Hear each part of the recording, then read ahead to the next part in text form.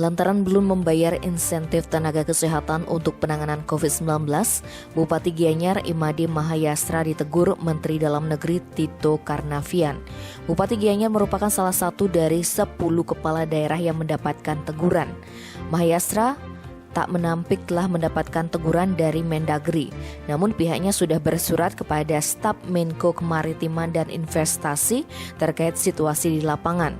Ia mengatakan bahwa insentif nakes telah dibayarkan secara bertahap, termasuk pada tahun 2021 bulan Januari hingga Februari. Pembayarannya dilakukan sesuai dengan pengajuan amprah dari rumah sakit atau puskesmas bersangkutan. Selain itu, Mahayastra juga menerangkan bahwa nakes telah mendapatkan sejumlah pendapatan mulai dari tambahan penghasilan pegawai, gaji pokok, jasa pelayanan, terakhir insentif nakes dalam penanganan COVID-19. Tim Bali Express melaporkan.